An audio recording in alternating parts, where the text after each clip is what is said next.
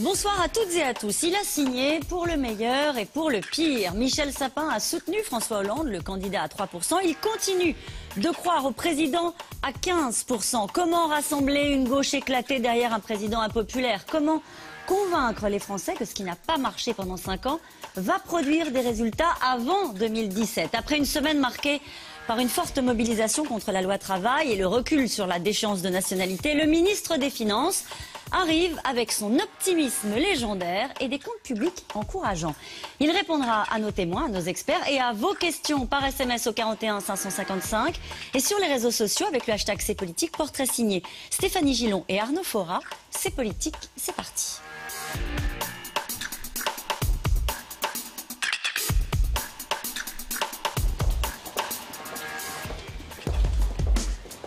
Michel Sapin, le redresseur de tort, de retour. Il y a 23 ans, il mettait de l'ordre dans les comptes des partis politiques. Après Sapin 1, voici Sapin 2. Cette fois, il veut réhabiliter la France. Classé seulement 23e au rang mondial de la lutte anticorruption. C'est la deuxième loi qui porte votre nom sur la lutte anticorruption. C'est une obsession chez vous? Non, mais ça peut être un fil rouge. J'ai une haute idée de l'action publique et je n'aime pas que cette action publique soit dégradée, cette image de l'action publique soit dégradée, en particulier par des débats sur la corruption. Après la presse, direction l'Élysée pour la présentation de la loi en Conseil des ministres. 12 minutes de trajet que le ministre apprécie particulièrement. Là, on est au maximum de la vitesse. C'est pas un peu mal de mer, hein? Ah non, moi je suis marin. Je sais pas, pendant l'été, quand j'ai un peu de vacances, j'ai un petit bateau. Quel bateau? Un tout petit bateau moteur. J'aime bien balader en mer et puis de pêcher, voilà. Je suis un grand pêcheur. Vous avez la patience du pêcheur aussi? Oui, j'ai beaucoup de patience en général. La patience, une forme de sérénité, ça aide aussi en politique. Serein en toutes circonstances, même quand la présentation de sa loi est éclipsée, comme elle le fut ce jour-là, par le renoncement de François Hollande à la réforme constitutionnelle. Après le chômage et les manifs, une déconvenue supplémentaire pour le président. Mais heureusement, François Hollande a son sapin. Ça vous manque pas un peu de réussite en ce moment? Il faut des résultats. Mais si je me compare aux autres, j'ai le sentiment qu'on ne fait pas plus mal, on fait même peut-être un peu mieux. Et quand je me compare à ce qu'ils proposent aujourd'hui pour demain, je me dis qu'il vaut mieux que ce soit nous. Retour à Bercy, où Michel Sapin a un rendez-vous avec une soixantaine de ministres des Finances et banquiers centraux, dans une ambiance nettement moins morose. Il y a du bleu, du rouge, oui. Ça va. Ah ouais. It's very wearable, les blancs. Wearable. Il manque un tout petit peu de blanc. C'est utile. Michel Sapin a le sourire, car s'il n'a pas réussi à faire baisser le chômage au ministère du Travail, ça se passe un peu mieux sur le front des déficits publics. Michel Sapin, est-ce que c'est un bon ministre des Finances? C'est difficile pour un ancien de dire qu'un successeur a été bon, mais il fait beaucoup de choses très, très efficaces dans main domaine. Voilà, mais c'est compliqué de dire les choses comme ça. Merci pour le compliment. Madame Lagarde, est-ce qu'on peut faire une photo avec monsieur Diouf?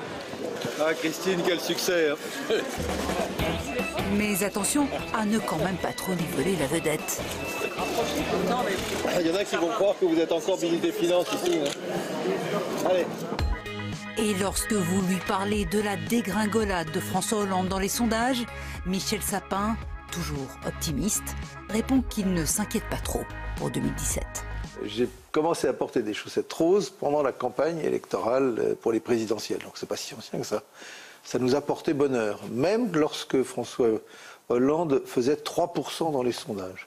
C'est vous dire combien, avec 17% aujourd'hui dans les sondages, on a des perspectives.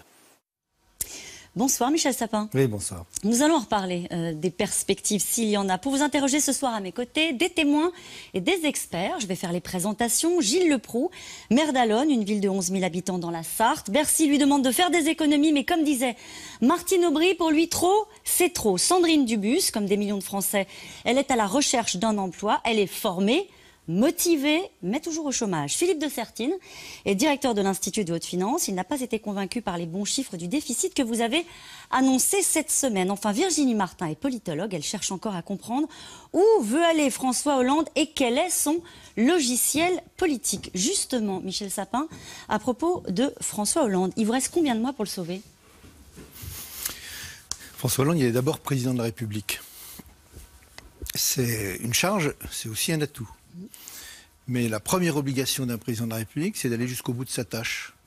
Personne ne comprendrait que dans une période comme celle que nous connaissons, on parlera bien sûr des questions du chômage, des questions économiques et des déficits, mais une période comme nous connaissons, c'est-à-dire où il y a des risques, où il y a des menaces qui sont des menaces sécuritaires en termes de terrorisme en France, en termes d'intervention à l'étranger, personne ne comprendrait qu'il ne soit pas jusqu'au bout le président de tous les Français pour apporter le plus possible la sécurité auquel les Français ont besoin. Ça c'est dit. La question c'est, il vous reste combien de temps pour le sauver ? Donc, la première chose, c'est qu'on ne compte pas par minute, on ne compte pas par seconde. Sinon, là, on ne va pas appuyer sur un chronomètre. Je comprends que chacun soit impatient. Mais on doit gérer, il doit être d'abord et avant tout le président de la République qui assume avec les bons et en ce moment beaucoup les duretés de cette fonction. Pour le reste, on est dans une période qui est assez charnière. Alors on me dirait, on est toujours dans des périodes charnières, et c'est toujours un avant et un après, mais je pense que nous sommes dans une période assez charnière. Pourquoi ? Parce qu'au fond, le monde politique d'aujourd'hui, en France comme ailleurs, c'est un monde où tout se succède l'un derrière l'autre, où une mesure efface la précédente, où l'échec d'une mesure efface la réussite de la précédente, où on est dans le commentaire de l'immédiat. On est à un moment... Oui, ça fait 4 ans. Oui, d'accord. 5 ans, c'est gentil, mais 5 ans, il y a quelqu'un qui, justement, il y a 5 ans, a vécu ça fait 4 ans. exactement Qu'est-ce qu'il y a de charnière de la même manière. Qu'est-ce qu'il y a de différent ? Et donc, nous sommes au moment où nous devons, où il doit... montrer aux Français une réalité, mais qui n'est pas forcément si simple à percevoir, parce qu'il y a toujours les difficultés, on en parlera, qui pèsent sur la vie des uns et des autres, c'est qu'il y a une continuité dans ce qui a été fait depuis 2012, qu'il y a un fil qui marque l'ensemble de cette action, et que entre, je vais vous prendre un exemple qu'on a souvent mis en avant pour dire « vous ne tenez pas vos promesses », entre le François Hollande qui disait « mon ennemi c'est la finance, la mauvaise », la finance qui corrompt, celle que justement la loi Sapin veut aujourd'hui poursuivre, la finance qui corrompt ou la finance qui fraude. Et ça, c'est mon ennemi. Je peux vous donner des tas d'exemples d'actions depuis 2012 contre cette finance-là. Et je suis pour la bonne finance, celle qui finance l'économie et qui permet de financer des emplois. Voilà un élément sur lequel il va falloir redonner de la perspective, redonner de la cohérence. Et puis l'autre élément... Redonner du sens à son action. Oui, c'est redonner du sens. Et quand on donne du sens à l'action passée, avec la reconnaissance des difficultés et des échecs, nul n'est capable aujourd'hui dans le monde de dire tout est réussi, tout est merveilleux. Non, il y a beaucoup de difficultés, et y compris d'échecs. Et puis en même temps, c'est la perspective. C'est pour ça que je dis que c'est une charnière. C'est le moment où on redonne du sens à ce que l'on a fait, et le moment où on donne de la perspective à ce que l'on veut faire. Il faut avoir de la suite dans les idées. Je vous repose ma question une troisième fois. Il vous reste combien de temps pour sauver François Hollande, pour faire ce travail-là? C'est la période qui est devant nous. Je ne peux pas vous dire on a jusqu'au 15 mai ou jusqu'au 17 juin ou jusqu'au 14 juillet. Parce qu'après ce sera la campagne présidentielle, vous le savez bien. Parce que la campagne, on sera dans un moment un peu différent, où en particulier au mois de novembre, moment attendu, moment important, on saura aussi ce que d'autres proposent, et y compris peut-être qui d'autre le proposera. Donc ça, c'est aussi un moment décisif dans une campagne. C'est pas simplement ce que l'on est soi-même, ce que l'on a fait, mais c'est aussi ce que les autres veulent, ce que les autres proposent, parce qu'une élection, c'est un choix. Il y a eu un séminaire. Et aujourd'hui, on ne parle que de celui qui est en fonction, c'est normal. Demain, on devra aussi parler des propositions et des perspectives des autres. Mais vous savez bien, mieux que personne, il y a eu un séminaire à l'Élysée organisé avec des proches du président de la République pour préparer la campagne. Ça veut dire qu'il faut y aller, il faut justement préparer un discours pour l'après. Ce serait pas grave d'assumer un discours comme celui-ci, non ? Écoutez, si à chaque fois quelqu'un parle politique avec le président de la République, c'est vu comme étant un séminaire pour préparer la campagne, je pense qu'il y aura beaucoup de moments de séminaire et beaucoup de préparation de campagne. Bref, donc si un certain nombre de personnalités, je ne sais pas lesquelles, discutent avec le président pendant le week-end, c'est plutôt un bon moment pour le faire, pour savoir justement, par exemple, quelle est la cohérence de l'action depuis 2012 et quelles sont les propositions que l'on peut faire demain. Ça me paraît être quelque chose d'utile et de nécessaire. Une question à l'ami, à celui qui le connaît sans doute mieux que personne. Est-ce que vous avez des doutes sur sa volonté d'y aller, d'être de nouveau candidat? La volonté, c'est lui. La volonté, c'est pas les autres. Je me méfie de tous ceux qui veulent se mettre à la place d'eux, qui veulent se substituer et qui sont d'ailleurs malheureux si celui auquel il voudrait se substituer ne fait pas et ne dit pas exactement ce qu'ils lui ont conseillé. Donc on peut être là pour donner des conseils, des orientations, mais à un moment donné, c'est une responsabilité personnelle. Donc je ne sais pas ce que décidera François Hollande. Donc ça veut dire que vous avez des doutes sur sa volonté d'y aller? Je sais que moi, ma tâche, et d'autres, la sienne aussi, c'est de créer les conditions qui permettent qu'il y ait une candidature, et une candidature qui ne soit pas une candidature de témoignage, mais qui soit une candidature qui peut créer une dynamique et éventuellement un deuxième quinquennat. Ce qu'il faudrait pour une nouvelle candidature dans de bonnes conditions, ce sont de bons chiffres. Et là encore, vous êtes bien placé pour le savoir. La reprise, l'embellie économique, voilà ce qui pourrait donner un peu d'air au président de la République en fin de quinquennat, chômage, compte public. Laurent Hirsch a fait un point détaillé sur tous les indicateurs économiques. On regarde. En matière d'économie, en France, on est un peu tous sur le même bateau. Un paquebot avec à son bord près de 66 millions de matelots et depuis bientôt 4 ans, François Hollande comme capitaine. Sauf qu'au sein de l'équipage, il y a toujours plus de chômeurs sans aucune activité. Mais 2012, ils étaient 2,9 millions. Aujourd'hui, on en compte 3,59 millions, soit une augmentation de 700 000. Malgré cela, le navire avance. Lentement, mais tout de même. Son carburant, la croissance, est passé de 0,2% en 2012 à 1,1% l'an dernier. Peut clairement mieux faire. Nos voisins allemands et surtout britanniques vont jusqu'à 2 fois plus vite que nous. Et pourtant, aujourd'hui, l'alignement des astres est idéal. Faiblesse de l'euro, taux d'intérêt nul, voire négatif, et un baril de pétrole toujours sous les $40 devraient doper notre cadence. D'autant que les 66 millions de matelots consomment, portés par un pouvoir d'achat en hausse, plus 1,7% en 2015, du jamais vu depuis près de 10 ans. Quant au déficit public, ce n'est pas le grand beau temps, mais ça s'améliore. Au lieu des 3,8% prévus pour 2015, il atteint finalement 3,5% du PIB. La fameuse barre des 3% est en vue, c'est bien, mais encore loin de la moyenne de la zone euro, qui avoisine les 2,2%. Et surtout, le paquebot France souffre encore et toujours du poids de sa dette, qui s'alourdit inexorablement. Elle frôle maintenant les 2100 milliards d'euros, en hausse de plus de 77 milliards d'euros sur un an. Alors je vais reprendre une formule très hollandaise. La reprise, elle est là? Oui, mais il faut la conforter et l'augmenter.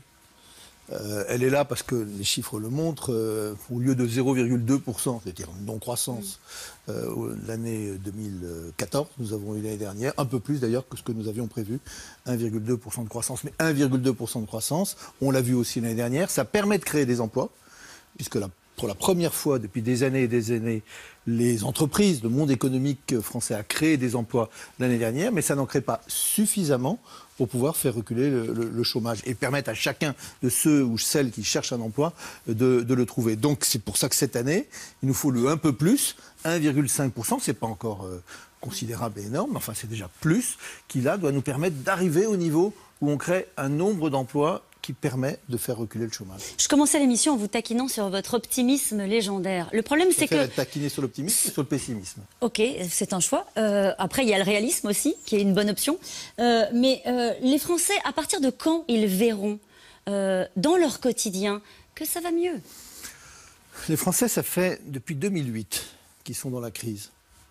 Ça fait 2008 que périodiquement, c'est arrivé aux uns ou aux autres, on leur dit vous sortez de la crise et qu'ils n'en sortent toujours pas. Donc les Français, ils ont un scepticisme, puisqu'on parlait de scepticisme, absolu par rapport à la capacité pour la France de se sortir de cette situation. Regardez le reportage. On dit 3,5%, c'est mieux que 3,8%, mais c'est quand même moins bien que d'autres. Ceci, c'est mieux, mais c'est quand même moins bien qu'encore autre chose. Moi, je pense qu'il y a un moment donné où la manière d'arriver à faire en sorte que chacun perçoive les choses, c'est que collectivement, on arrête de penser que nous ne sommes rien.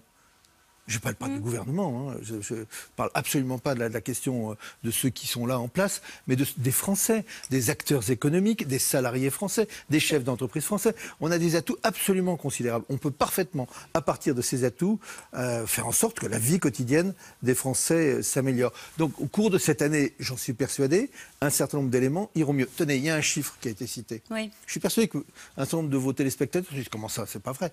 1,7% de croissance du pouvoir d'achat. Le pouvoir d'achat des Français, d'une manière générale, il a peut-être reculé pour certains, hein, mais d'une manière générale, 1,7% de croissance. C'est un chiffre qu'on n'avait pas vu depuis... On a expliqué pourquoi dans le reportage aussi.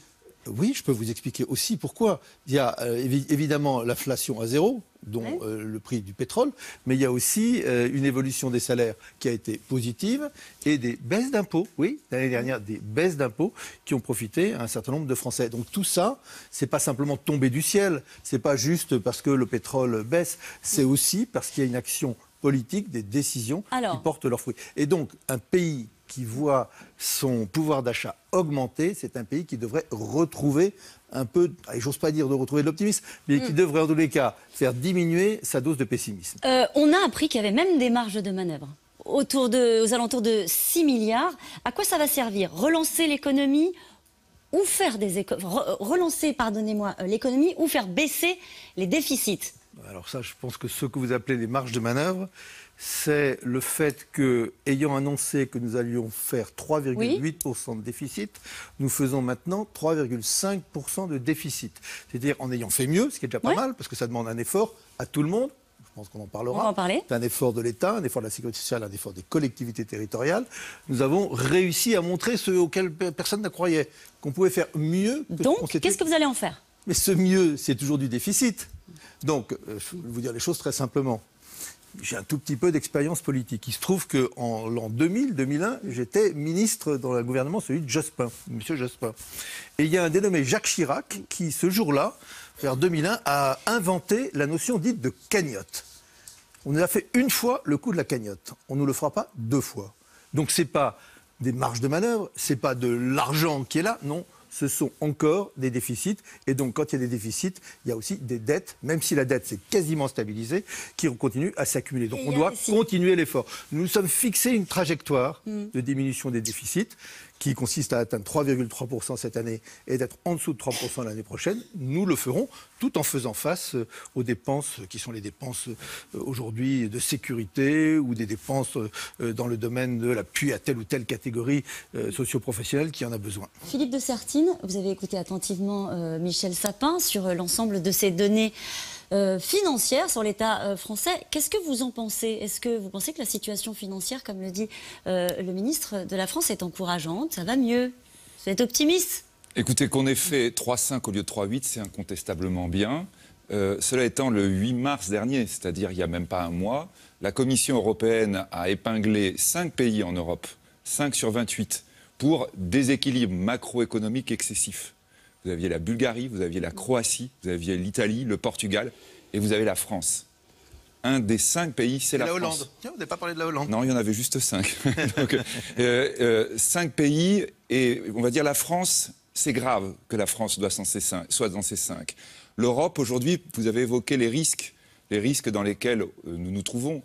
Parmi probablement les risques les plus importants de 2016, il y a celui, on va dire, de la maladie de l'Europe. L'Europe ne va pas bien, l'Europe va peut-être mal, encore plus mal au mois de juin si jamais la Grande-Bretagne décidait de sortir.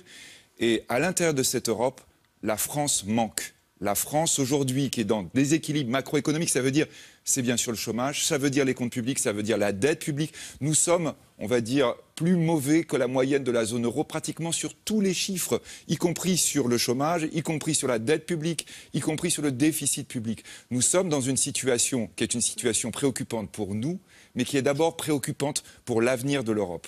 Et là, évidemment, lorsque on est en train de regarder les choses de manière plus large, peut-être qu'on peut perdre un tout petit peu d'optimisme par rapport au futur. Michel Sapin. Vous me taquinez sur l'optimisme. Je ne fais pas de l'optimisme le carburant de l'action politique. La réalité des difficultés, c'est aussi quelque chose qu'il faut prendre en compte. Mais, M. de Sertine, qu'il y ait aujourd'hui encore des efforts importants à faire pour améliorer, par exemple, la compétitivité des entreprises. Dans ce que la Commission appelle un déséquilibre macroéconomique, ce n'est pas la même chose que le déséquilibre budgétaire. Hein. Bon, on compare deux choses qui sont différentes. Mais il y a en particulier la question de la compétitivité de nos entreprises.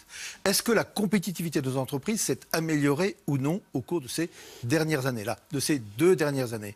Est-ce que les marges des entreprises, vous connaissez bien cela, c'est-à-dire leur capacité à agir, à investir, à faire de la recherche, de la promotion ou à embaucher, est-ce que ces marges ont augmenté ou non? Est-ce que la politique du CICE et de la baisse d'un certain nombre de cotisations a porté ses fruits en termes de marge? La réponse, me semble-t-il, objective, c'est ce que dit l'INSEE, ce que dit aussi la Commission européenne, c'est que oui, ces marges ont augmenté. Est-ce qu'elles ont retrouvé le niveau d'avant la crise? Non. Donc nous avons encore des efforts, il y a encore du chemin. Mais, M. Dessertine, là aussi, vous êtes objectif, vous êtes, je crois, en capacité de dire les choses.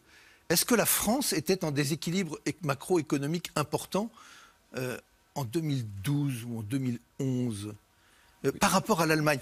Si je voulais prendre, par exemple, le déficit budgétaire, qui est un des éléments, est-ce que la France était à l'équilibre budgétaire en 2012? Non, on était à plus de 5% de déséquilibre. Où en était l'Allemagne en 2012?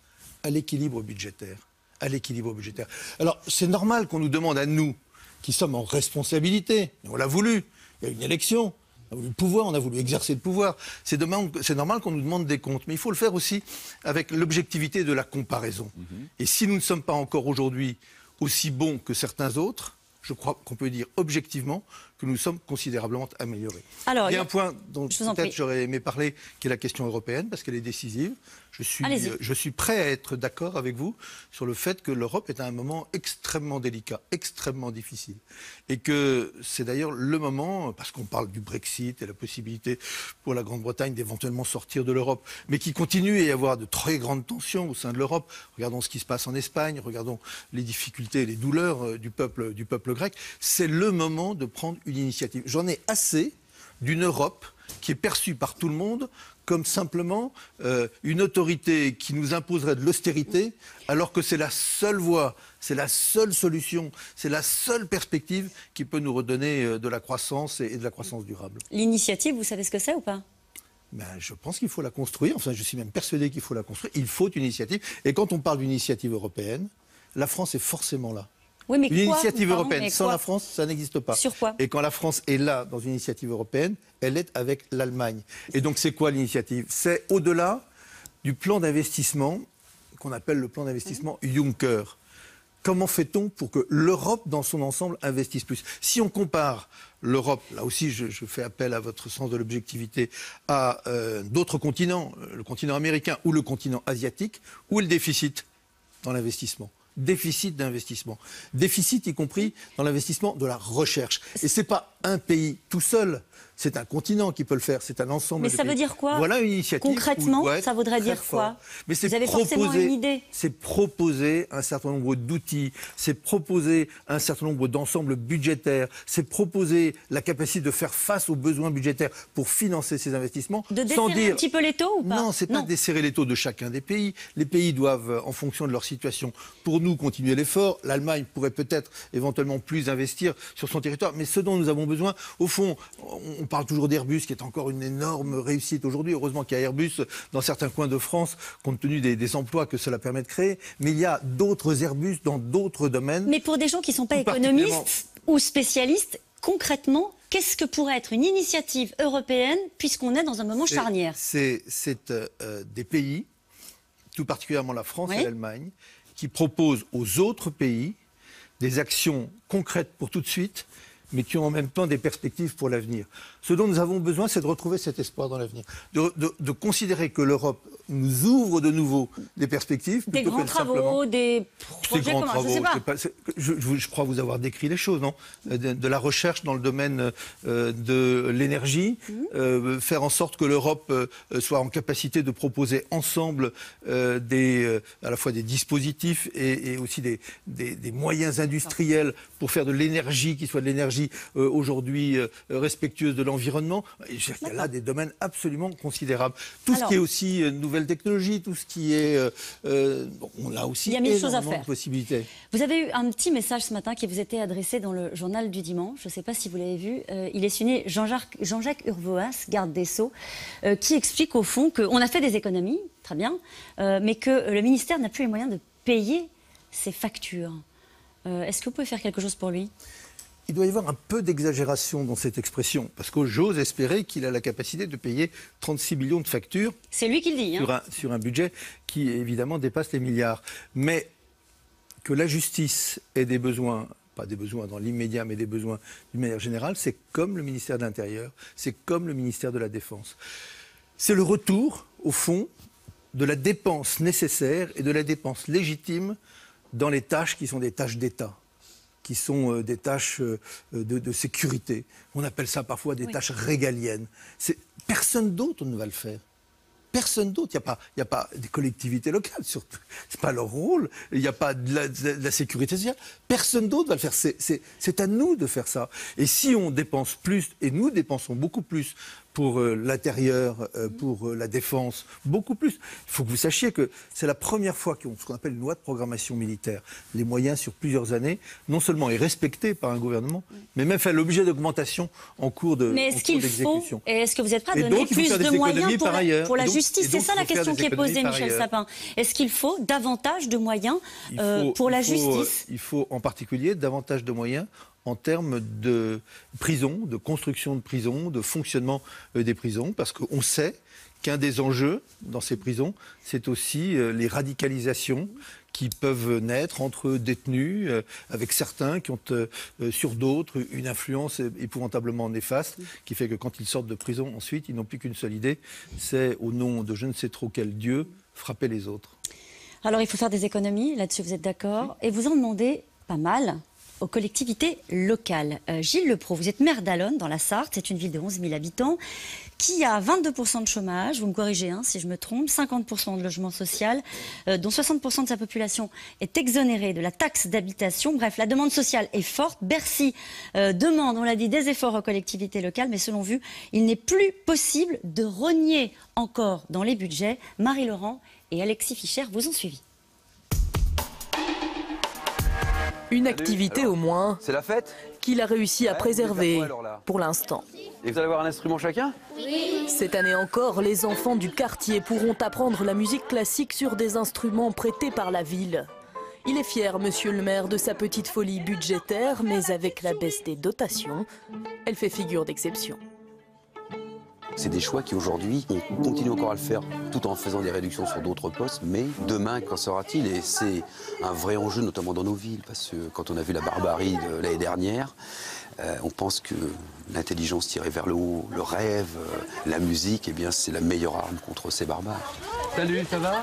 Classée en zone urbaine sensible, sa ville en banlieue du Mans compte parmi les 50 plus pauvres de France.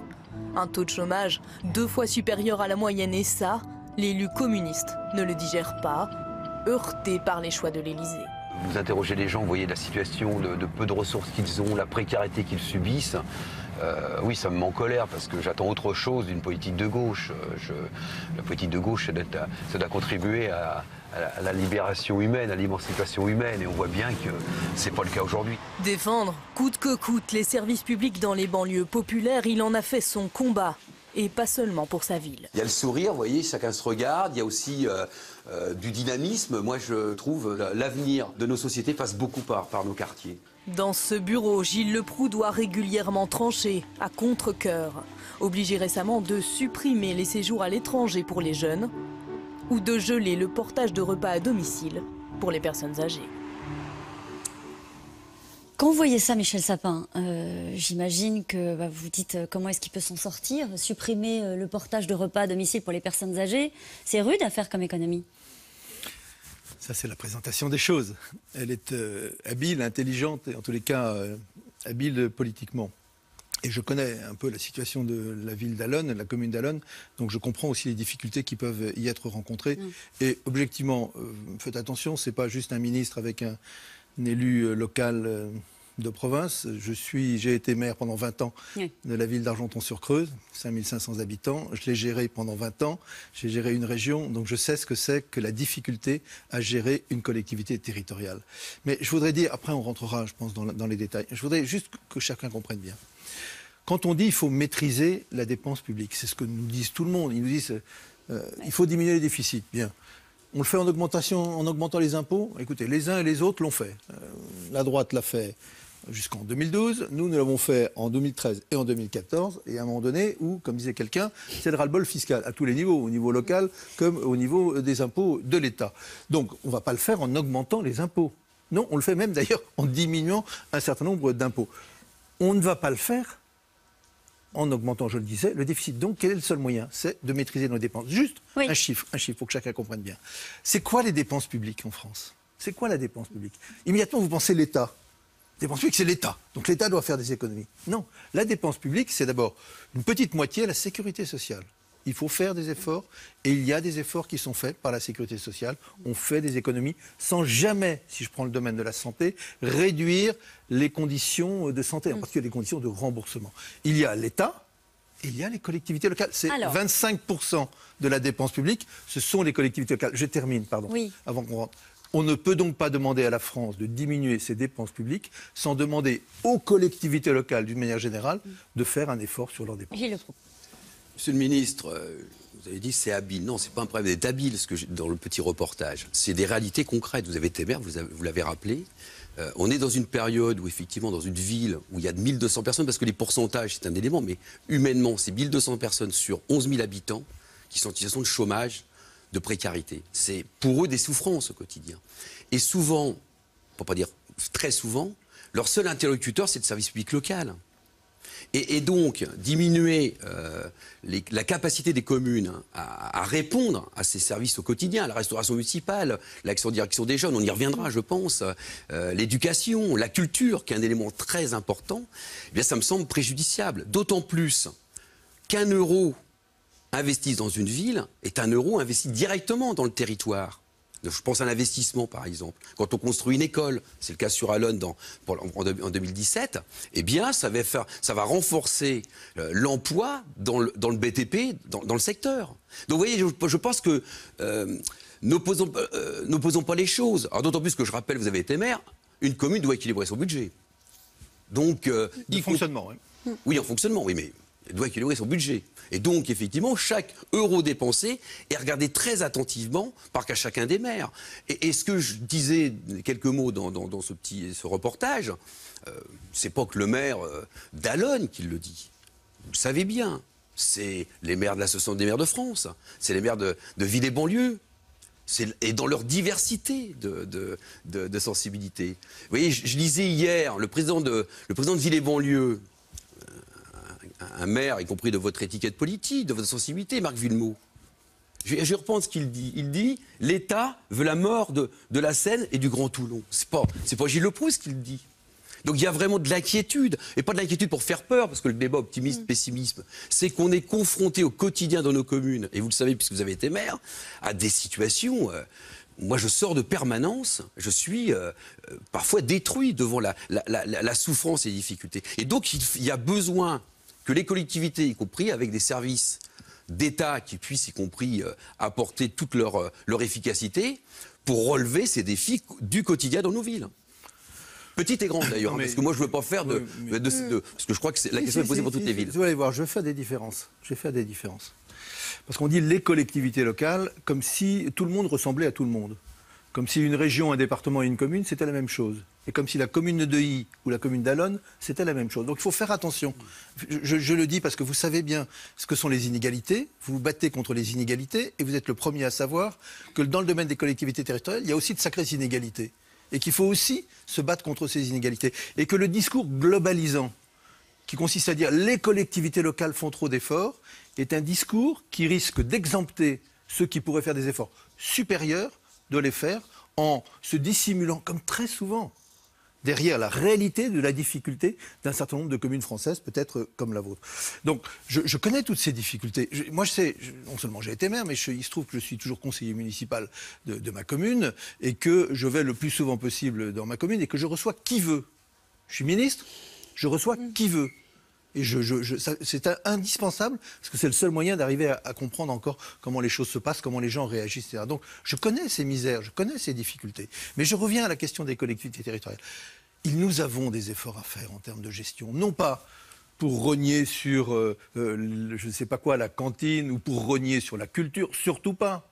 Surtout pas.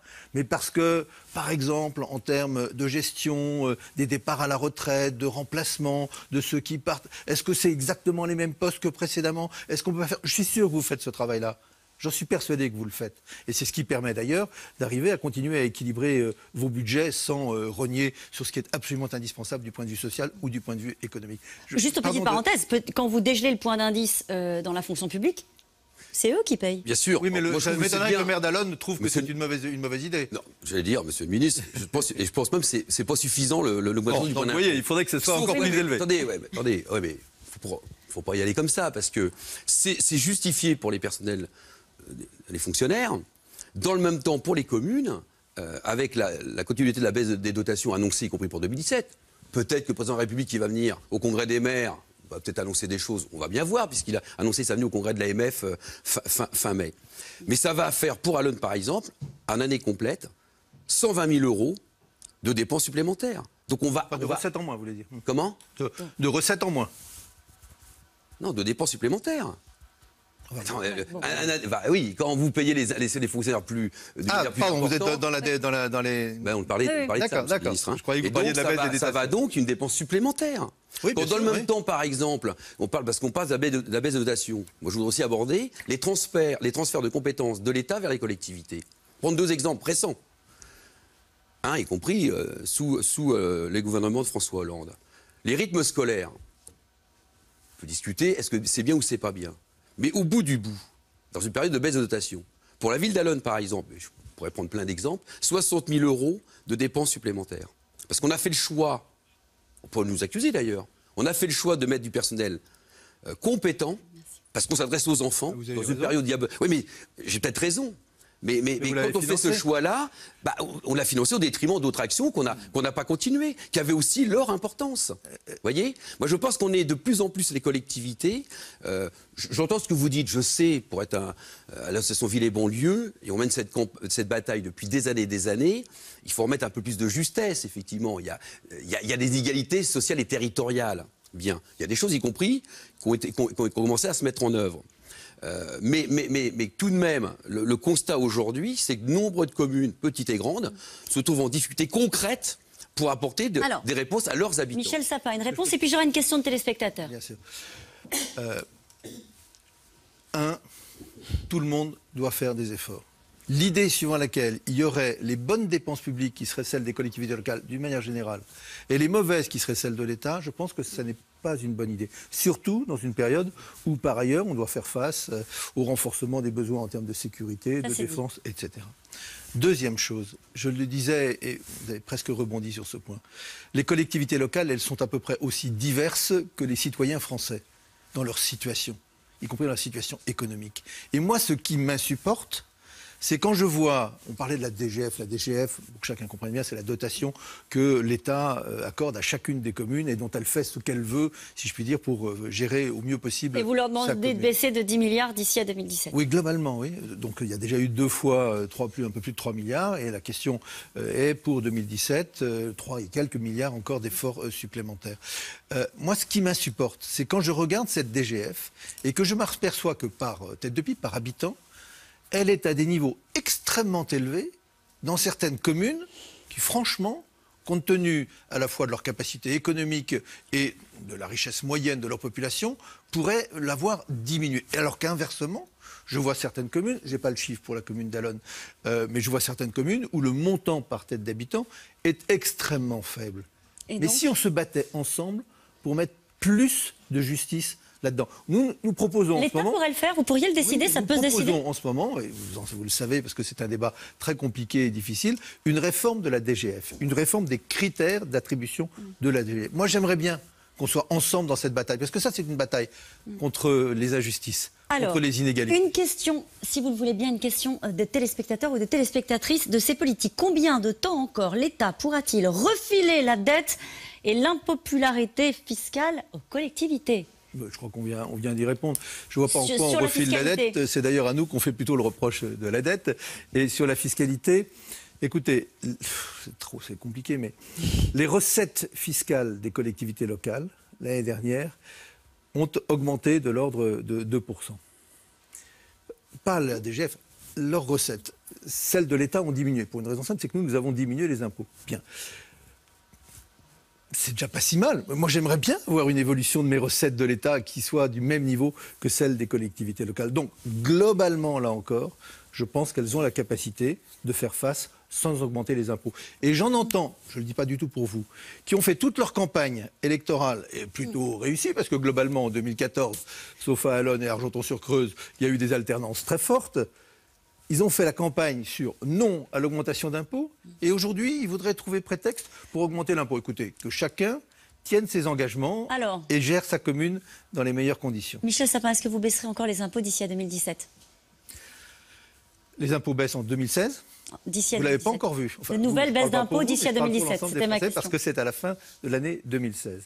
Et donc, en l'espace de 2 ans, 2015-2016, sur 17 millions de foyers qui payent l'impôt sur le revenu, 17 millions, 12 millions de foyers auront vu leur impôt baisser. C'est un effort qui est légitime, mais c'est un effort considérable. Il n'y aura rien de plus d'ici à 2017, c'était ma question. Nous verrons pour 2017, mais nous avons déjà devant nous 2016, où la baisse n'est pas encore perçue par l'ensemble des personnes concernées. D'ailleurs, il y a un tel scepticisme sur la question de l'impôt que je suis persuadé qu'il y a plein de gens qui m'écoutent en disant « mais c'est pas vrai, les impôts n'ont pas baissé, ils vont pas baisser, c'est pas possible ».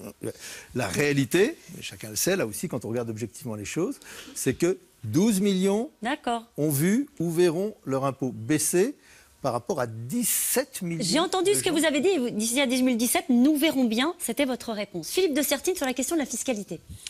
Oui, monsieur le ministre, je suis désolé, je vais effectivement là me faire l'interprète uniquement des chiffres. Alors juste par rapport à ce qu'on disait tout à l'heure, c'est quand même important de rappeler que nous avons eu l'année dernière, vous l'avez dit, 0% d'inflation, 1,2% de croissance sur l'économie française. La dépense publique française, au total, a augmenté de 1,6%. Hors les intérêts de la dette, qui nous ont permis effectivement de récupérer, de nous mettre à 1,2. Sans inflation, on a augmenté de 1,6. Donc ce qu'on évoquait tout à l'heure, c'est qu'on est toujours dans une augmentation de la dépense. Là, quand vous disiez tout à l'heure, c'est pas que nous, je suis d'accord avec vous, que là, ça va vraiment chercher très très loin dans le temps. On va dire, c'est le problème des gouvernements français depuis des années. Vous avez le chiffre oui. Dans la période 2007-2012. Oui, nous avons eu effectivement sur la période 2007-2012, si ça vous intéresse, un retournement extrêmement fort à partir de 2009. 2009-2010. Quel a été le chiffre moyen d'augmentation de ces dépenses publiques entre 2007 et 2012 Ça dépend, il faut vraiment... Le comparer au 1,6%. On va dire la période la plus forte a été 3% aux alentours entre... Donc c'est 3%. Voilà. Ça veut dire que nous avons réussi, et ça a des conséquences, parce que tout le monde fait des efforts, nous avons réussi à diminuer par 2 le rythme d'augmentation de la dépense. C'est pas suffisant, il faut sûrement encore faire des efforts. Enfin, écoutez, on voit bien la difficulté des efforts. Sur la question de nos partenaires européens, sur la question dont tout le monde regarde la France, c'est quand même considéré comme quelque chose comme étant vraiment très insuffisant. Mais alors, sur la question de la fiscalité, si vous voulez bien. Tout à l'heure, vous avez évoqué les communes dans l'ensemble. Là, nous, on parle 2015.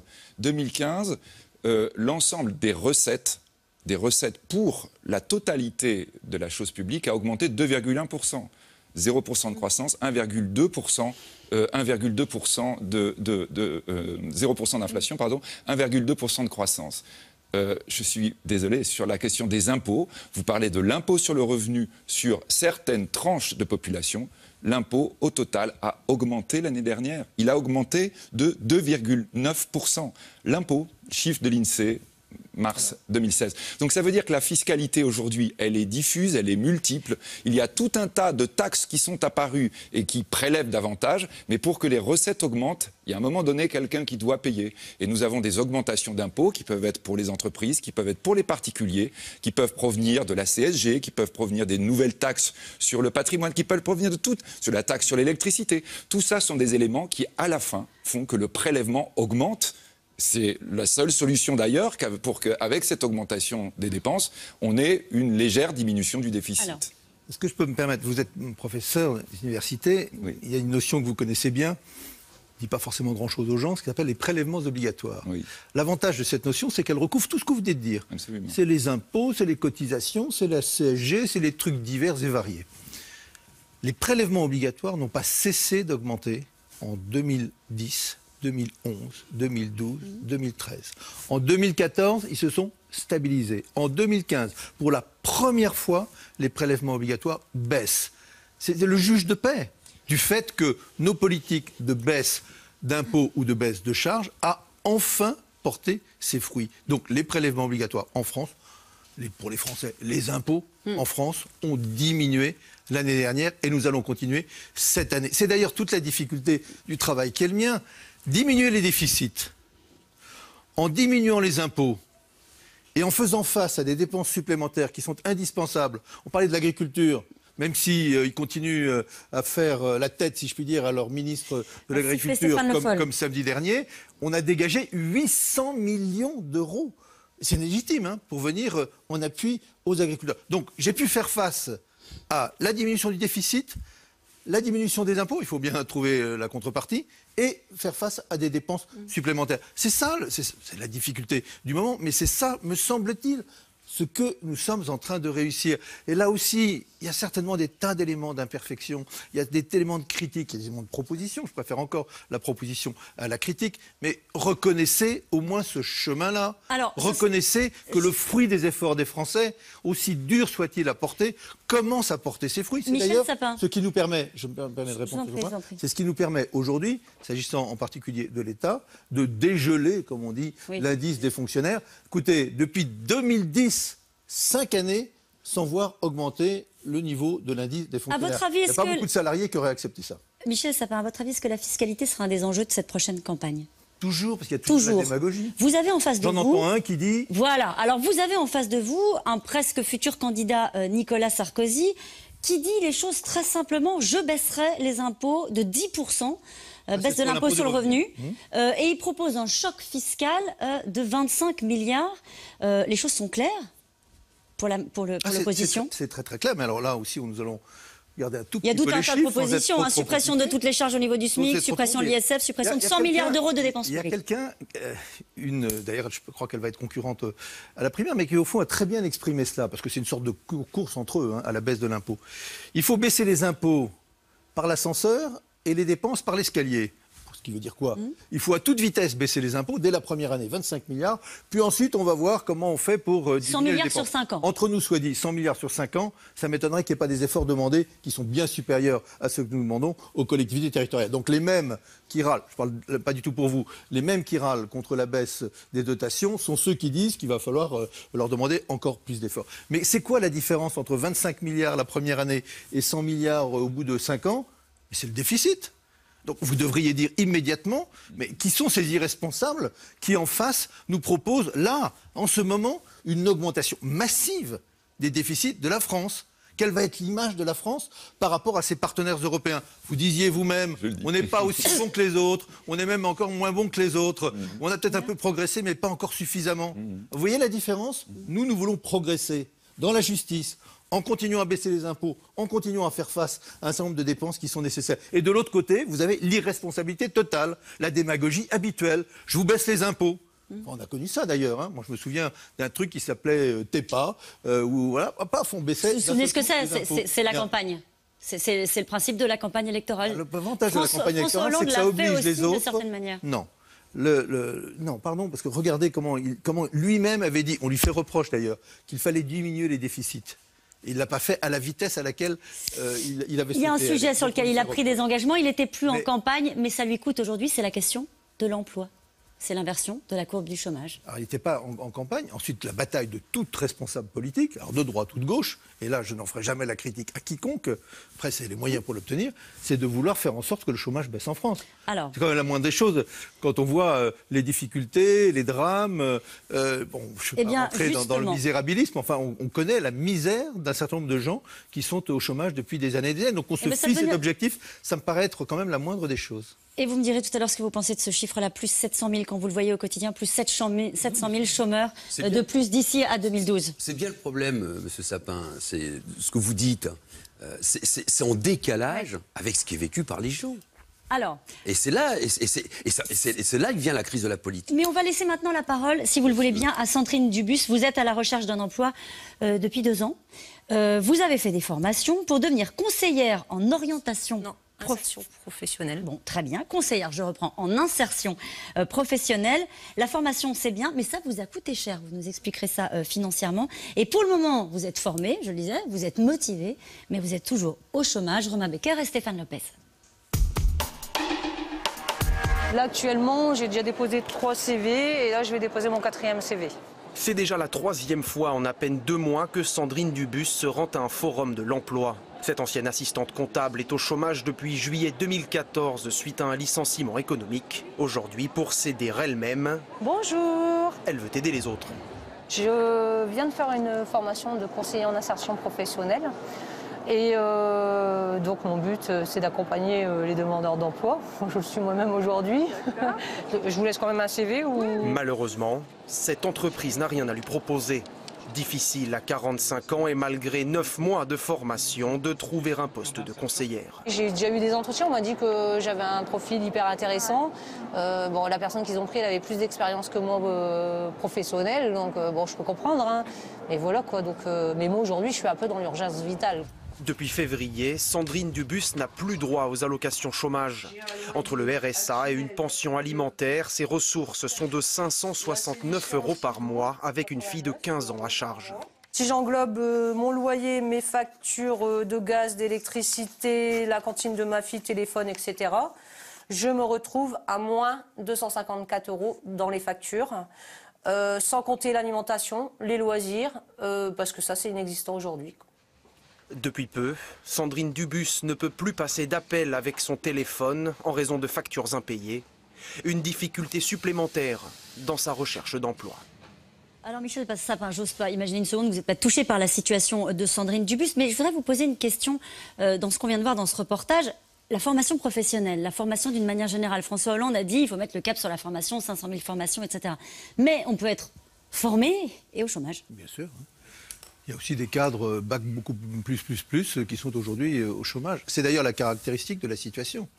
C'est que toutes les catégories socioprofessionnelles sont touchées par le problème du chômage. Même si, pour ceux qui sont sans formation ou avec une très très faible formation, ce problème-là est encore plus... Donc pourquoi mettre l'accent sur la formation ?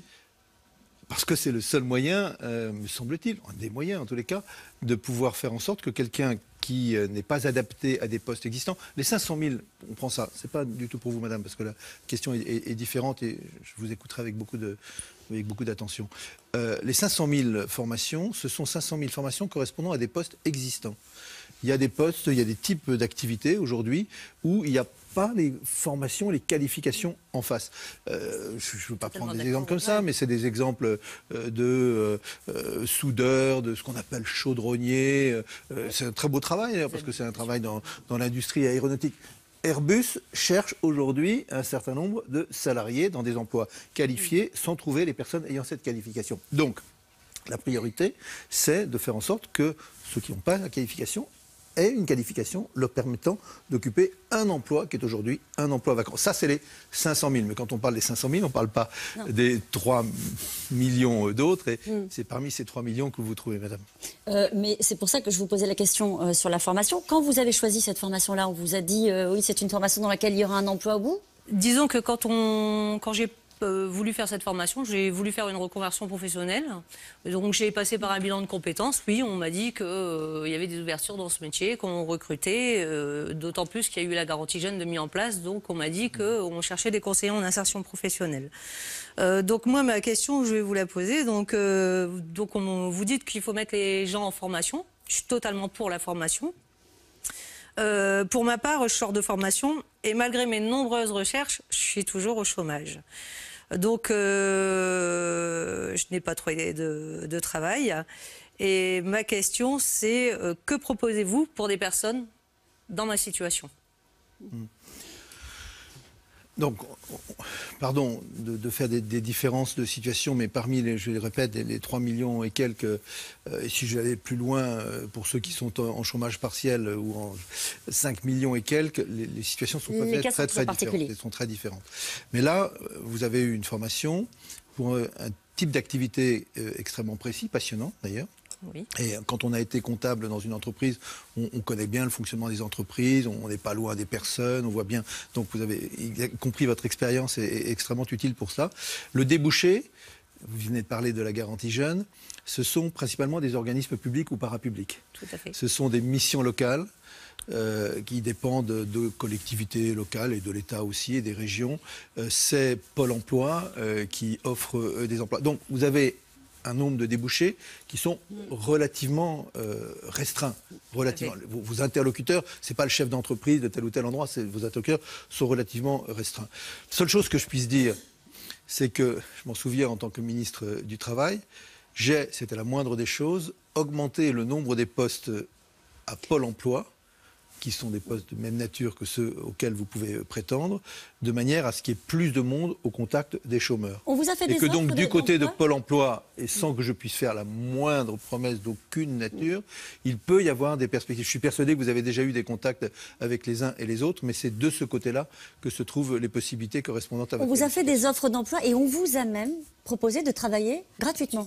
C'est-à-dire que quand j'ai eu un entretien, donc on m'a dit que mon profil était très intéressant, qu'il y avait beaucoup d'intérêt, que j'étais même l'exemple même de ceux en quoi on croyait. Et on m'a proposé de faire une PMSMP, donc c'est-à-dire anciennement l'IMP, l'IMT. Je ne sais pas ce que c'est, moi. Je vous donc c'est l'immersion en milieu de travail. Oui. Et donc en somme, vous travaillez pour une entreprise ou une association ou une structure pour 15 jours gratuitement. Moi aujourd'hui dans ma situation, c'est pas ce que vous recherchez. C'est pas ce que je recherche. Parce que bon, j'ai certes un enfant de 15 ans, mais j'ai aussi 2 étudiants à côté. Donc qui a aussi un mère célibataire. Voilà, mère célibataire et c'est assez complexe aussi. Donc c'est vrai que vous êtes découragée aujourd'hui. Comment est-ce que vous vous sentez par rapport à cette recherche d'emploi? La recherche d'emploi, c'est vrai que bon, je suis pas démotivée, hein, je persiste, mais c'est vrai que on se demande si un jour ça va aboutir. Et au plus on rentre dans la précarité, au plus on a des difficultés qui se rajoutent dans la mobilité, dans la recherche d'emploi, dans l'envoi des CV, les impressions, les timbres. Quand on envoie par mail, on nous répond que parfois ils ne répondent pas parce que justement c'est par mail. J'ai eu des tas de réponses. Bon, j'ai quand même beaucoup de réponses négatives. Et c'est vrai que je me pose des questions sur mon profil, sur comment faire pour continuer avec une précarité comme je suis, quoi. Vous êtes accompagnée dans cette recherche d'emploi ou pas financièrement? Je suis suivie par Pôle emploi. Donc mon dernier rendez-vous date du 23 novembre. Là, on m'a proposé de participer à un atelier, une réunion d'information collective pour apprendre à faire des CV et des lettres de motivation. Ça, je pense que vous savez le faire maintenant. J'étais un peu frustrée. Oui. Mais à part ça, il y a rien. Et je pense que les conseillers ont des portefeuilles beaucoup trop gros. Et qu'ils n'arrivent pas à accompagner les demandeurs d'emploi de façon très régulière. Et en même temps, moi, je suis de ceux qui sont autonomes et qui sont en capacité de chercher un emploi. Je voudrais avoir votre sentiment et ensuite, je donnerai la parole à Michel Sapin sur la loi travail. Vous entendez en ce moment le débat autour de la loi El Khomri. Il y a un ancien ministre du Travail, François Rebsamen, qui a dit « Je n'attends pas de miracle de cette loi qui n'aura pas d'impact significatif avant la fin du quinquennat ». Vous en pensez quoi de cette loi? Moi, personnellement, je suis pas pour. Même si je comprends qu'au niveau du patronat, il y a énormément de charges, et puisque j'étais moi-même licenciée pour raisons économiques, donc oui, cette loi me fait peur. Me fait peur parce qu'aujourd'hui, je me retrouve dans une situation très compliquée, et quelque part, j'ai été licenciée, quoi. Donc ça me fait peur, et je pense pas qu'en augmentant le temps de travail, ça va faire des embauches, quoi. Michel Sapin, sur l'aspect de la loi travail, quand vous entendez un ancien ministre dire « je n'attends pas de cette loi des miracles », vous en attendez, vous, des miracles avec la loi El Khomri? Non, mais si quelqu'un a décrit ce texte, qui est nécessaire par ailleurs, j'expliquerai pourquoi, comme étant la réponse à la situation du chômage des Français d'aujourd'hui, il a abusé le monde. D'ailleurs, personne ne l'a décrit comme ça. Ça peut être vécu comme ça. Peut-être que certains pensent que cette loi, elle aurait pu résoudre, pour dire le vôtre, faire des miracles. Ni vous ni moi ne croyons dans ce domaine au miracle. Non. On ne trouve pas un emploi par miracle. Et on ne mène pas des politiques miraculeuses. Ça n'existe pas. Dans d'autres domaines, peut-être, encore faut-il y croire.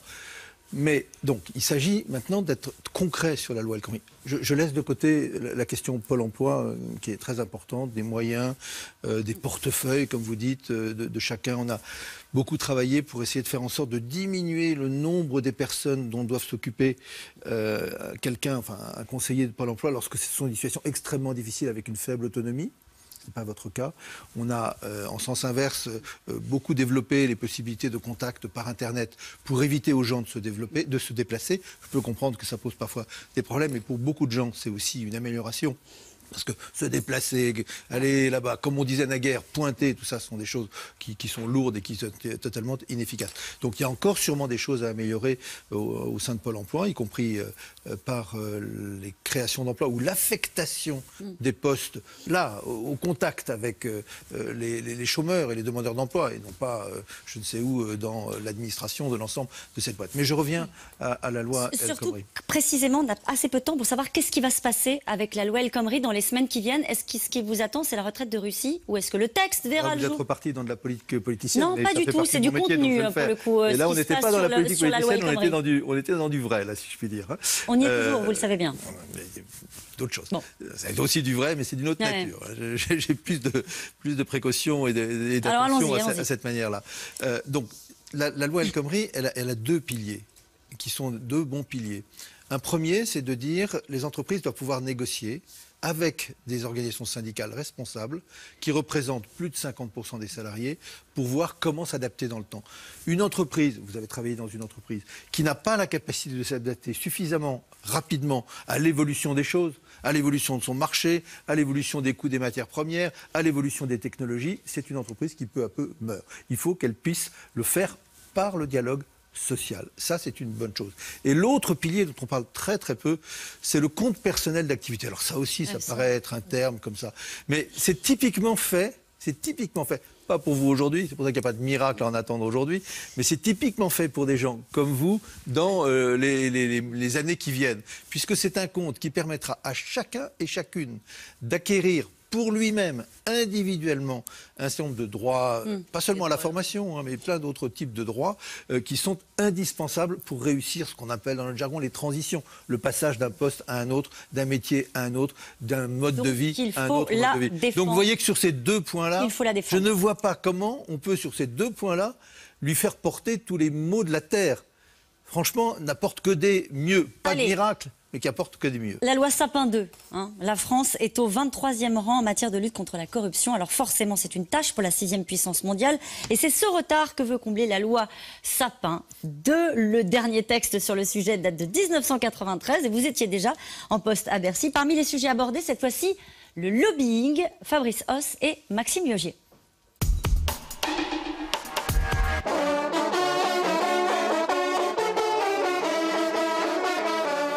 Montre-moi la plus light.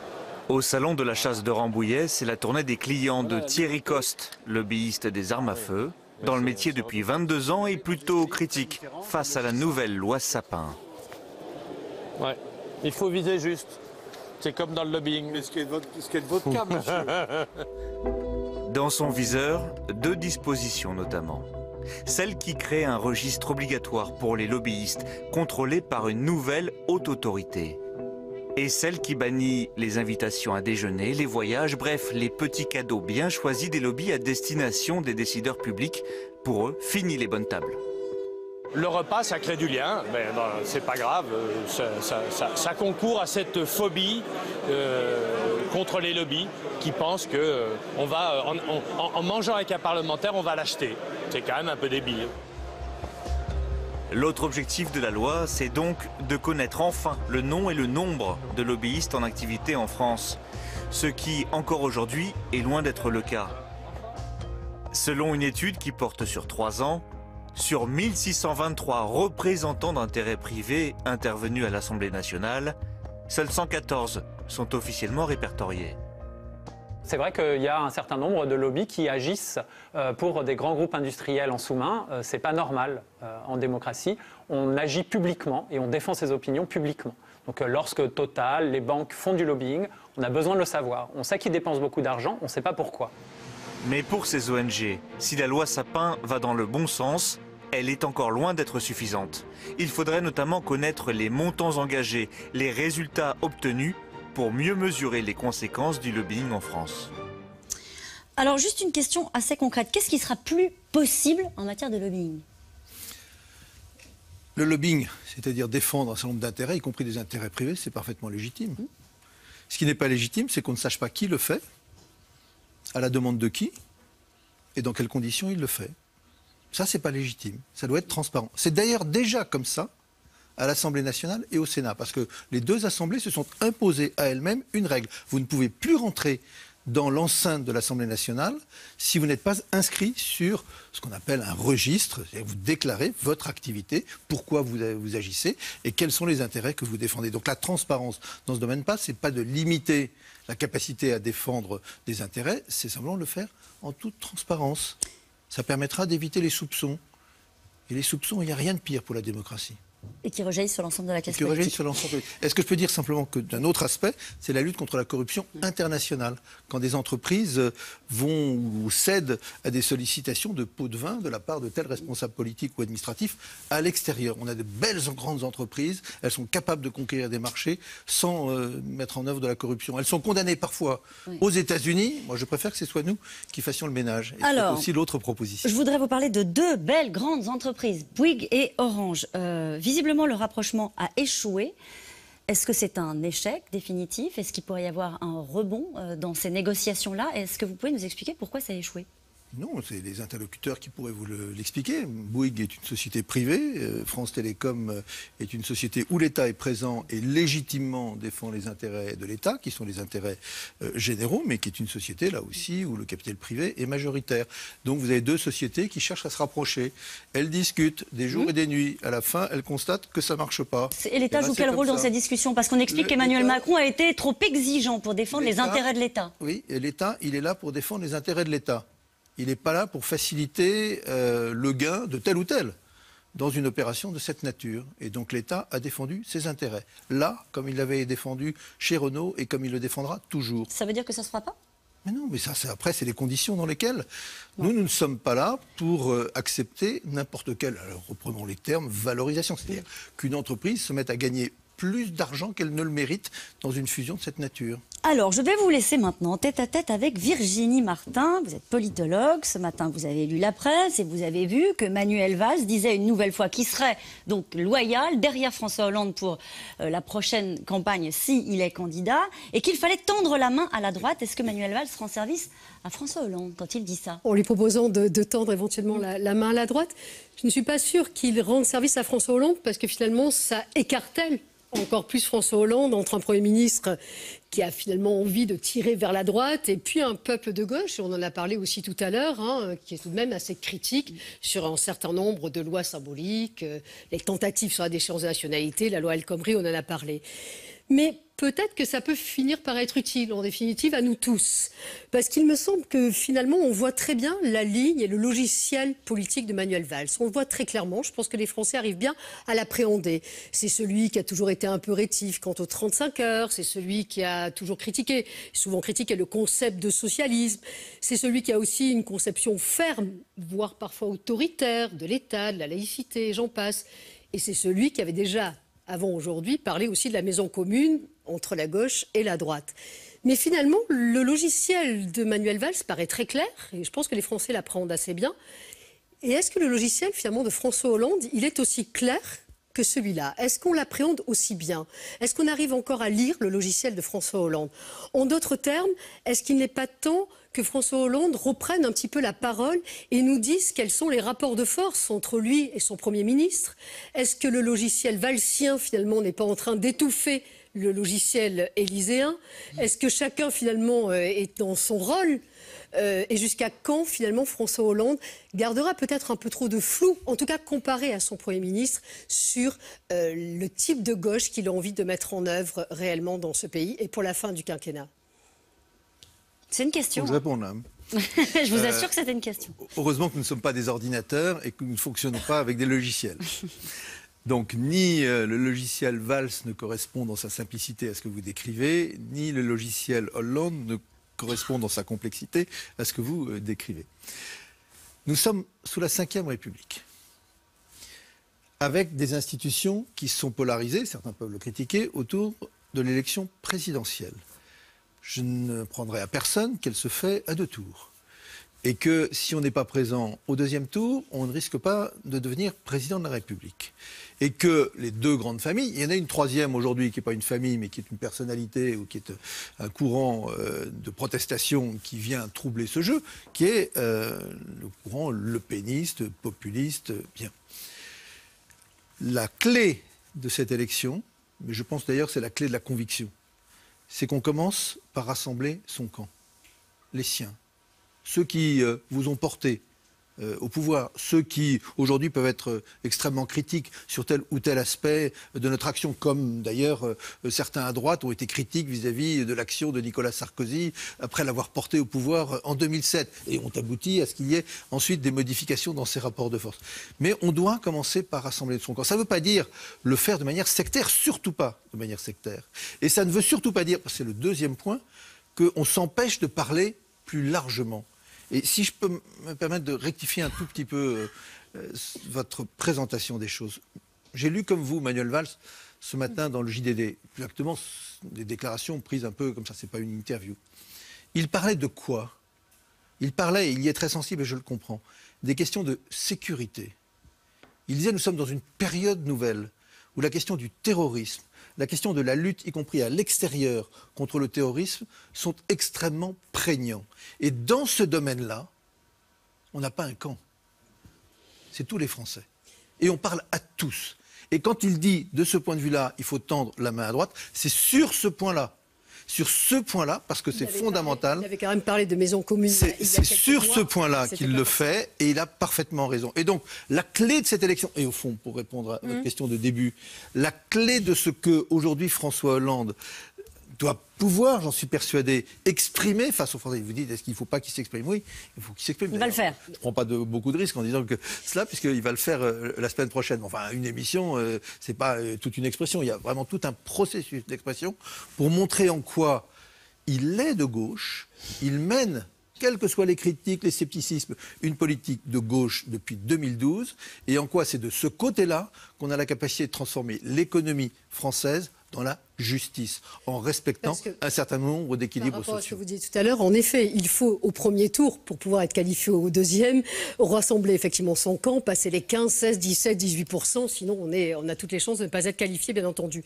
Mais par rapport à ça, vous parliez évidemment de sécurité, si je puis dire, mais est-ce que vous n'avez pas l'impression tout de même que ce tout sécuritaire et il est nécessaire, bien entendu, il a empêché, ou en tout cas, il n'a pas permis, il a occulté une 2e voie qui aurait pu être une voie sociétale, sociale, plus culturelle aussi. À un moment donné, est-ce qu'il n'y avait pas aussi besoin de reparler de la question des droits de l'homme, d'une France unie, en même temps que ces questions sécuritaires qui sont évidemment essentielles? Et là, j'ai parfois l'impression que la gauche a un petit peu perdu cette bataille et ce terrain des idées, si je puis dire. Le problème quand on se bat contre le terrorisme, c'est dans un premier temps, on n'est pas sur le terrain des idées. On est dans un terrain. En tout cas, eux le sont. Eux le sont. On est dans la lutte contre une. Je ne sais pas si on peut appeler ça une idéologie, un fanatisme. Mais moi, j'appelle pas ça des idées. Hein.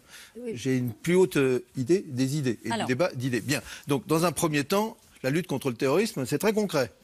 On est d'accord. C'est très compliqué. Ça demande des renforcements des moyens, beaucoup de travail au niveau international, la lutte contre le financement du terrorisme. Non, je ne dis pas que ça autorise à oublier le reste. Mais avouez que c'est quand même ce qu'on demande dans un premier temps. On ne va pas dire au président de la République, bon, alors il y a du terrorisme, venez donc nous faire une analyse sur la société, puis on verra ensuite. Bon. La question était claire. D'ailleurs, les codes de popularité... C'est juste pour montrer dans quel sens... Les codes de popularité vont dans votre sens, puisque après janvier 2015, la cote de popularité de François Hollande bondit à 40, après novembre 2015 à 50. Donc on voit bien que ça va dans votre sens. Mais néanmoins, les codes de popularité après s'essoufflent. Alors, la réponse. Je vais vous rejoindre. Je vais vous rejoindre pour éviter la remarque qui pourrait être légitime d'être caricaturale. Je ne suis pas caricatural quand je pense que les Français, dans la lutte contre le terrorisme, nous demandent d'être le plus efficace possible. Je pense que je ne suis pas caricatural. Et je pense que là, on ne tend pas la main aux uns ou aux autres, on parle au nom de tous. Est-ce que la question de la sécurité, que ce soit intérieure ou extérieure, parce que là aussi, le ministre Le Drian, qui fait un superbe travail, est très populaire. Si on veut regarder ça, c'est plus facile d'être populaire, même si les responsabilités sont peut-être plus dures en étant ministre de la Défense qu'en étant ministre de l'économie et des finances. Enfin, des finances et de l'économie pour d'autres. Mais bien, est-ce que ça veut dire qu'une fois qu'on a dit cela, on ne doit plus parler du reste ou ne pas parler du reste? Moi, je suis de ceux qui disent pas il y a quelque chose qui est premier et quelque chose qui est second. C'est les deux pieds. C'est les deux pieds. Et aujourd'hui, la gauche, elle peut être forte de ce qu'elle est capable de faire en termes de lutte contre le terrorisme et de ce qu'elle doit être capable de faire en termes de résultats dans le domaine économique, dans le domaine social, dans le domaine du chômage, dans le domaine de la vie quotidienne, y compris ce que vous appelez du sociétal, c'est-à-dire la compréhension d'un certain nombre de phénomènes de société. Regardez, on a mal parlé d'ailleurs, pas parlé dans de bonnes conditions, de quartiers qui sont en difficulté.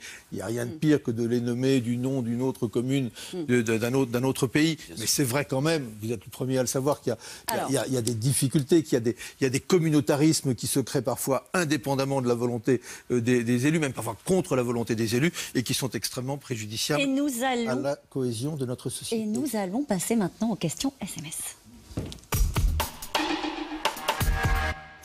Comment interprétez-vous le rejet par les jeunes de la loi travail? Pourquoi on dit toujours les jeunes? Parce qu'il y en a aussi. Voilà. Donc je vois aujourd'hui des jeunes, et je peux les comprendre, qui disent je ne veux pas de la loi travail. Est-ce que ça veut dire tous les jeunes? Je ne suis pas absolument persuadé. Donc attention aux les jeunes. Alors, on peut, ensuite, ceux qui manifestent contre la loi travail, est-ce que c'est inintéressant et à côté de la plaque? Non.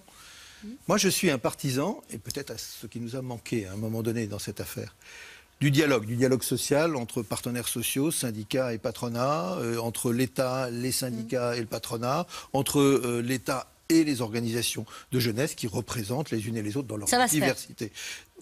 Ça a commencé, ça va continuer, et c'est ce dialogue-là qui est absolument indispensable. Comment peut-on défiler contre ce que je viens de décrire? La capacité de négocier dans les entreprises pour les rendre plus performantes et donc plus créatrices d'emplois. Comment peut-on défiler contre le compte personnel d'activité? Parce que vous n'avez pas été bon dans la communication? Non, parce que voilà, oui, je suis tout prêt à prendre les choses. Mais donc, je leur demande s'ils veulent défiler contre telle ou telle mesure. Je peux le comprendre, je ne sais pas quoi. Il y a eu des histoires sur les prud'hommes, sur les indemnités de prud'hommes. On a bougé, on a aujourd'hui quelque chose qui est parfaitement acceptable. Mais cette loi est devenue une sorte de symbole. Et il faut se méfier de cela, il faut prendre en considération il y a en ce moment des jeunes qui sont... des difficultés des gens, voilà, de la souffrance. Et on ne manifeste quasiment plus contre une loi, on manifeste pour dire sa souffrance, pour dire ses inquiétudes. Et quand on est jeune, installés place de la République pour passer des nuits debout. C'est une autre manière d'exprimer une inquiétude. Je ne sais pas s'il faut être inquiet ou pas inquiet, c'est une autre manière d'exprimer des inquiétudes. Alors, une autre... Non, alors si... Personne en manifestation jeudi dernier, donc entendre ces messages. Il est entendu ou pas le message? Chacun est capable d'entendre les messages. Une fois qu'on a entendu un message, on n'a pas trouvé une solution. Allez-vous... Alors, on continue si vous le voulez bien. Allez-vous faire droit à la demande du MEDEF de repousser d'1 an le prélèvement des impôts à la source prévu dès le 1er janvier 2018? Ils sont extraordinaires. Il y a des trucs qu'il faudrait venir tout de suite, plus vite, c'est les allègements de charges. Mais quand il s'agit d'une amélioration pour les gens, c'est-à-dire faire en sorte que leur impôt soit calculé en fonction de leurs revenus, tenez, madame, l'année qui a suivi votre licenciement, vous avez payé des impôts en fonction des revenus de l'année où vous étiez au travail. C'est quand même pas juste, c'est pas normal. C'est certainement une des raisons qui a pu créer une difficulté supplémentaire pour vous. Donc c'est non. C'est une réforme Il y a beaucoup de justice, c'est une réforme simple, et voilà qu'il y en a qui voudraient la remettre à plus tard. C'est non. La réponse est non. Voilà. Où en sont vos relations avec Emmanuel Macron? Excellent, toujours, depuis longtemps. On travaille depuis que j'ai des chaussettes roses, c'est-à-dire le début de la campagne des élections présidentielles ensemble, et on continuera à le faire longtemps. Si ça n'allait pas, vous nous le diriez? Oui, bien sûr. C'est vrai? Aucune raison. D'accord, ok. Et ne croyez pas tous ceux qui, etc. Non, ok, promis. Les entreprises... Alors non, une autre question. Non, attendez, parce que là, on me change les questions. Alors, je vais lire celle-ci. Les entreprises n'ont-elles pas déjà assez à faire avant de s'occuper de la collecte des impôts de surcroît sans contrepartie? C'est la même question sur... On a déjà la même question. Bah alors écoutez, je suis embêtée. Comme ça. Est-ce que les entreprises aujourd'hui collectent les cotisations sociales? Oui. Est-ce que les entreprises aujourd'hui collectent la CSG? La CSG, c'est un impôt. Donc, elles sont déjà aujourd'hui très fortement collecteurs. C'est une ligne de plus. Il faut leur simplifier la vie. On aura un dispositif extrêmement simple, mais qu'on arrête de prendre ça comme prétexte pour éviter d'améliorer la situation de milliers de Français, de millions de Français qui veulent payer des impôts en fonction de leurs revenus du moment et non pas en fonction du revenu de l'année précédente. C'est encore non. Que pensez-vous de la déclaration de François Rebsamen qui a dit que s'il était encore en poste, il n'aurait pas porté ce projet de loi travail? Ça, c'est son affaire. Mais moi, j'ai un conseil à donner, mais qui ne s'adresse pas seulement à François Rebsamen. Il faut prendre beaucoup de temps avant de commenter le poste qu'on a occupé précédemment. Ça vaut que pour lui? Non, pour tous. D'accord. Y compris pour moi.